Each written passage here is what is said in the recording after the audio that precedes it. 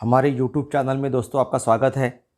आज से हम हमारी हर हर दिन की जो करंट अफेयर्स के जो क्वेश्चन जो है और उसके आंसर्स है उसके बारे में हम सीरीज शुरू करने वाले हैं। मेरी कोशिश रहेंगी कि मैं डेली आपके लिए इस प्रकार से इसकी जानकारी जुटाकर इसके लिए डालूं। ये जो क्वेश्चन जो है मैंने कैसे उठाए नहीं, मैंने खुद इंडियन एक्सप्रेस, हिंदू और साथ साथ में जनसत्ता और हमारा एक दूसरा मराठी और लोक सत्ता वहाँ से चुन चुन कर इकट्ठे किए गए हैं। और ये सब जानकारी जो है आपके लिए बहुत मायने रखती है, काम में आएंगी। तो इस वजह से इस वीडियो को आप पूरा देखिए और आज की तारीख के जो जितने सारे महत्वपूर्ण क्वेश्चन आंसर्स है या पॉइंट्स है आपको इस वीडियो में मिल जाएंगे। तो चलिए शुरू करते हैं हमारे इस चैनल को। और हम इस चैनल को आप लाइक कीजिए, सब्सक्राइब कीजिए और बेल आइकन पर बटन दबाइए ताकि आने वाले वीडियो की नोटिफिकेशन आपको मिलते रहे। तो चलिए हम शुरू करते हैं हमारे आज के करंट अफेयर्स मॉनिटर को। तो आज की तारीख है 24 अक्टूबर और 24 अक्टूबर के दिन के जितने सारे जो करंट अफेयर्स के ये जो है महत्वपूर्ण जो आज के जो घटनाएं हैं उसको हमने पूरी जुटाकर यहाँ पे लिए हैं। तो हमारा आज का पहला जो सवाल जो है कि 2022 का फीफा वर्ल्ड कप ये कहाँ खेले जाने वाला है। 2022 का FIFA World Cup to be played at. तो इसकी जो आंसर जो है वह है कतार। इसका आंसर है कतार। कतार में खेला जाने वाला है इसका। ये मैं जानबूझ के यहाँ पे ये 4 ऑप्शन वगैरह नहीं दे रहा हूँ क्योंकि वैसे ऑप्शन में हमारा समय भी वेस्ट होता है और बेवजह उसके हम जो आंसर जो है वो ढूंढते रहते हैं। इसके बजाय जो मेन आंसर है उसी की तरफ आप ध्यान दीजिए, उसी जानकारी ध्यान दीजिए। बेवजह आप अपना जो दिमाग जो है वो जो उसके ऑप्शंस आने वाले ही नहीं आएंगे जिसके बारे में हमको कुछ पता नहीं है उसके तरफ हम क्यों लगाएं। उसके बजाय बेहतर यही है कि जो उसके राइट आंसर है उसी की तरफ हम ध्यान देते हैं। तो 2022 का फीफा वर्ल्ड कप ये कहाँ खेले जाने वाला है? टू बी प्लेड एट कतार। कतार में खेला जाने वाला है। तो FIFA World Cup 2022 to be played at Qatar में खेला जाने वाला है। और फीफा का ये जो है लॉन्ग फॉर्म है फेडरेशन ऑफ फुटबॉल एसोसिएशन और प्रेसिडेंट है जियोनी इन्फेर्नो, ये इसके प्रेसिडेंट है। हमारा अगला जो क्वेश्चन है, recently which UK carrier led carrier strike stop in Mumbai. तो अभी कुछ दिन पहले यूनाइटेड किंगडम का, इंग्लैंड का जो ये जो है मतलब इसका युद्धपोत जो है वह मुंबई में रुका था। तो उसका नाम है HMS क्वीन एलिजाबेथ। थोड़ा ध्यान दीजिएगा, इसका नाम है HMS Queen Elizabeth. Recently which UK carrier led carrier strike stop in Mumbai. तो इसका नाम है HMS क्वीन एलिजाबेथ। यह मुंबई में आके रुका था। तो देखिए HMS Queen Elizabeth carrier led carrier strike group stop in Mumbai. नाम थोड़ा बराबर ध्यान में रखिएगा, HMS क्वीन एलिजाबेथ। ये यूके का युद्धपोत है। हमारा अगला सवाल है, recently who appointed as White House staff secretary. ध्यान में रखिएगा, व्हाइट हाउस जो है वह है वाशिंगटन में और जो इसके यूनाइटेड स्टेट्स की जो कैपिटल जो है उसका जो मेन जो इसका अपना ऑफिस जो है वो है व्हाइट हाउस में। तो recently who appointed as White House staff secretary. इसका सही आंसर है हमारा नीरा टंडन। किसको चुना गया है? नीरा टंडन को। तो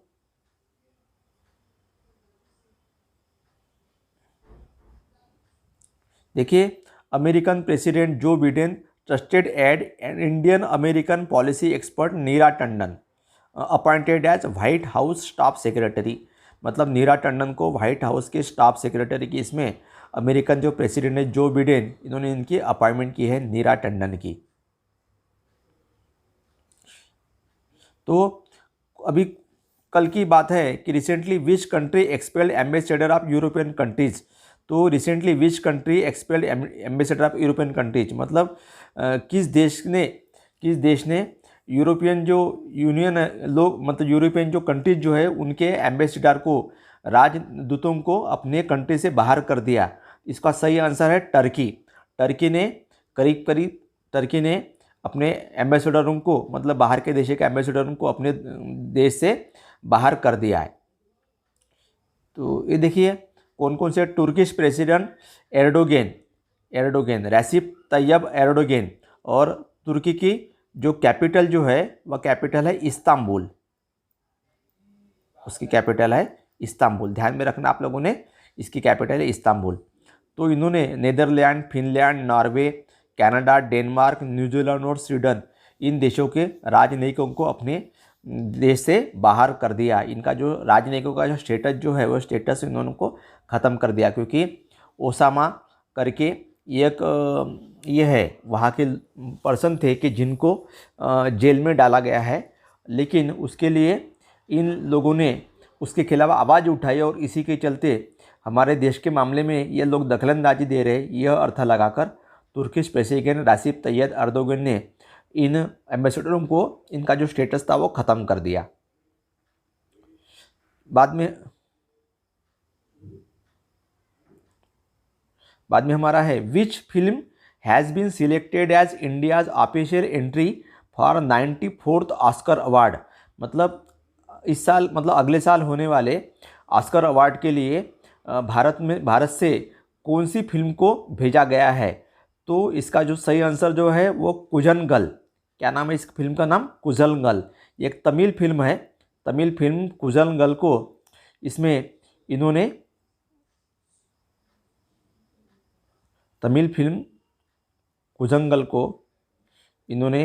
ऑफिशियल एंट्री करके भेजा है। Which film has been selected as India's official entry for 94th Oscar award Koozhangal. देखिए Tamil film Koozhangal selected official entry for 94 Oscar award to be held at Los Angeles. मतलब लॉस एंजल्स अमेरिका में होने वाले इसके लिए ऑस्कर अवार्ड के लिए कुजंगल इस तमिल फिल्म को चुना गया है। इसी फिल्म ने जो रॉटरडैम फिल्म फेस्टिवल हुआ था उसको, इसी फिल्म को बेस्ट फीचर की फिल्म के लिए टाइगर अवार्ड भी मिला गया है। और इसके डायरेक्टर है विनोद राज पीएस। तो ये हमको ध्यान देने लायक हमारा ये सवाल है कि तमिल फिल्म कुजंगल को 94 ऑस्कर अवार्ड के लिए लॉस एंजल्स के लिए होने वाले, अमेरिका में होने वाले ऑस्कर अवार्ड के लिए भेजा गया है। बाद में हमारा अगला सवाल है Uttar Pradesh Faizabad railway station renamed as. मतलब उत्तर प्रदेश के फैजाबाद रेलवे स्टेशन को कौन सा नया नाम दिया गया है। तो इसका आंसर है उत्तर प्रदेश के फैजाबाद रेलवे जंक्शन को अयोध्या कैंट रेलवे स्टेशन करके चुना, मतलब इसको रीनेम किया गया है, इसको नया नाम दिया गया है अयोध्या कैंट रेलवे स्टेशन। देखिए UP Faizabad railway junction name change as Ayodhya Cantt railway station. और 2018 में ही जो फैजाबाद डिस्ट्रिक्ट जो है उसका भी नाम बदल कर दिया था अयोध्या। और इसके साथ साथ में इलाहाबाद डिस्ट्रिक्ट को भी नाम दिया गया है प्रयागराज डिस्ट्रिक्ट। और इसके पास में जो जंक्शन है वाराणसी के पास है मुगल सराय जंक्शन, उसका भी नाम बदल कर किया गया है पंडित दीनदयाल उपाध्याय जंक्शन। देखिए फैजाबाद रेलवे स्टेशन को नाम दिया गया है Ayodhya Cantt railway station, Faizabad district को नाम दिया गया है अयोध्या, इलाहाबाद डिस्ट्रिक्ट को नाम दिया गया है प्रयागराज, और मुगल सराय जंक्शन को नाम दिया गया है पंडित दीनदयाल उपाध्याय जंक्शन। देखिए हमारा अगला सवाल है who is father of India's White revolution. White revolution कहा जाता है दूध की क्रांति को, ध्यान में आप रखिएगा। व्हाइट रिवॉल्यूशन कहा जाता है दूध की क्रांति को। तुम्हारे दूध की क्रांति के फादर कौन है, किसने जन्म दिया? तो डॉक्टर वर्गीस कुरियन, जिन्होंने अमूल की भी स्थापना की। तो इन्होंने इनको कहा जाता है डॉक्टर वर्गीस कुरियन को the father of India's White Revolution. देखिए इसका ये क्यों है कि recently 100 birth anniversary celebrated of doctor Verghese Kurien, और जिनको कहा जाता है फादर ऑफ इंडियाज़ रिवॉल्यूशन। इसके साथ साथ आपको बता दूं मैं कि डॉक्टर वर्गीस कुरियन ने जो अमूल करके जो ब्रांड दूध का यहाँ पे तैयार किया, जो हम ज़्यादातर खाते हैं यूज़ करते हैं, उसकी भी 75th बर्थ मतलब एनिवर्सरी अभी चल रही है। तो Verghese Kurien father of India's White Revolution, इनकी भी 100 बर्थ एनिवर्सरी चल रही है, और अमूल की भी 75th एनिवर्सरी चल रही है। बाद में हमारा अगला सवाल है, recently which countries held their first joint patrols in water part of the Pacific ocean. मतलब प्रशांत महासागर में पहली बार किन दो देशों ने मिलकर युद्ध का अभ्यास किया, मतलब अपना इन्होंने पेट्रोलिंग किया। तो इसका आंसर है रशिया और चीन। रशिया और चीन ने मिलकर ये काम किया। देखिए, recently China and Russia held their first joint patrols in water part of the Pacific ocean October 17 से अक्टूबर 23 के दरमियान में। ये बहुत महत्वपूर्ण प्रश्न है। ऐसे प्रश्न ज़्यादातर परीक्षा में आते हैं कि चाइना और रशिया ने मिलकर पहली बार पैसिफिक ओशन में, प्रशांत महासागर में अपना पेट्रोलिंग इन्होंने की। बाद में हमारा अगला ये सवाल है, world's biggest cricket bat unveil in which city. मतलब दुनिया के सबसे बड़ी क्रिकेट बैट की स्थापना कहाँ की गई, कहाँ पे इसका उद्घाटन किया गया। तो इसका आंसर है हैदराबाद। हैदराबाद में, थोड़ा ध्यान दीजिएगा, world's biggest cricket bat unveil in which city, इसका आंसर है हैदराबाद। हैदराबाद में इसका उद्घाटन किया गया। देखिए, Swarnim Vijay Varsha conclave 2021 is organised in memorial as.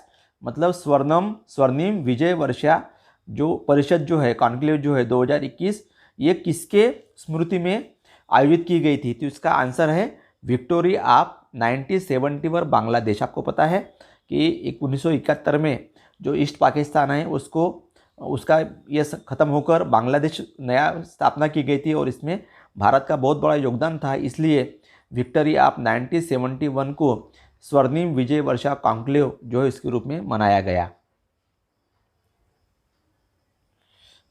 स्वर्णिम Vijay Varsha conclave 2021 is organised in memorial of Bangladesh formation 1971, chaired by India's foreign secretary Harshvardhan Shringla.